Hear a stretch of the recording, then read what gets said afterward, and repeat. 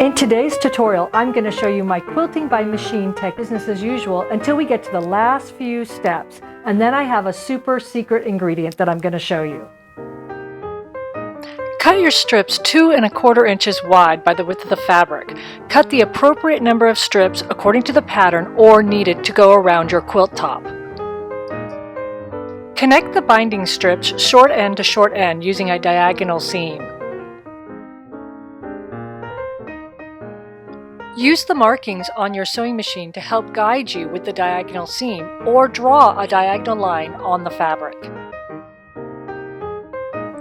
Once all the strips are connected, press the strip lengthwise, wrong sides together.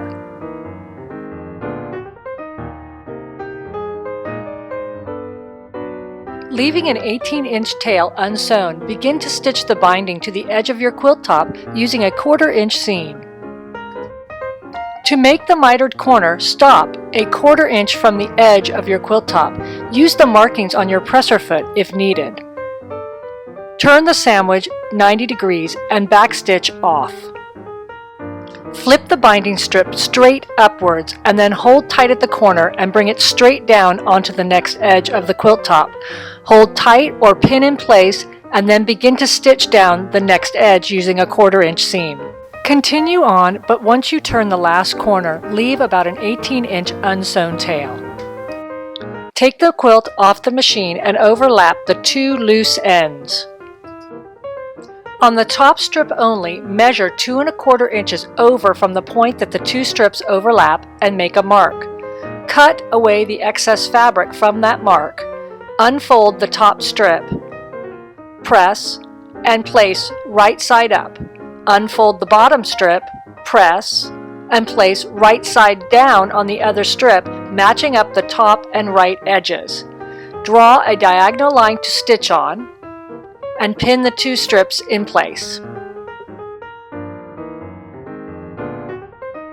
Once the seam is stitched, return to the ironing board and remove the pins.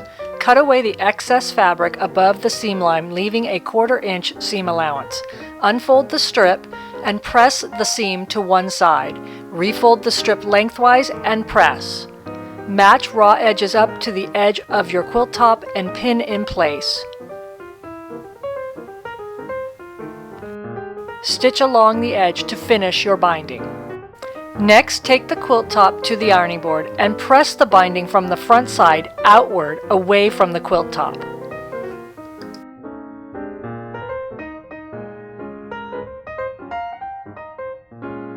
And here's my first secret, light Steam-A-Seam 2 1/4 inch fusible tape. Working from the back side of the quilt, grab the Steam-A-Seam 2 fusible tape 1/4 inch wide. Place the tape sticky side down on the edge of your quilt top within the seam line and the edge. Press with steam. Next, peel the paper off to expose the sticky substance on top. Fold the binding over just to cover your seam line and press in place.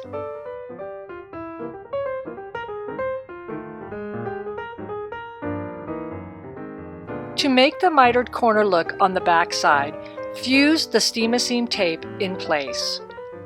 Remove the release paper on top and use a stiletto or scissors to force and fold the corner in place.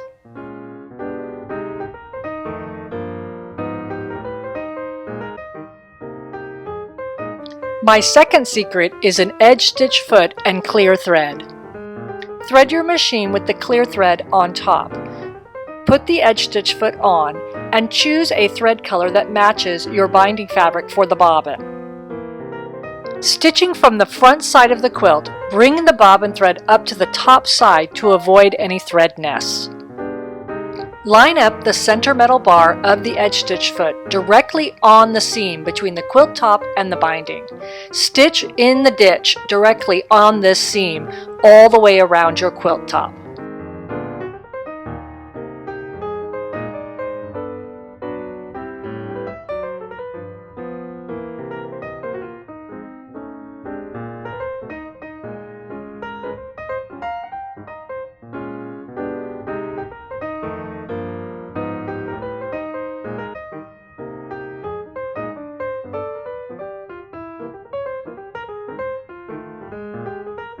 The result is strong secured stitching on the backside that will withstand several washings, but mostly invisible stitching on the front.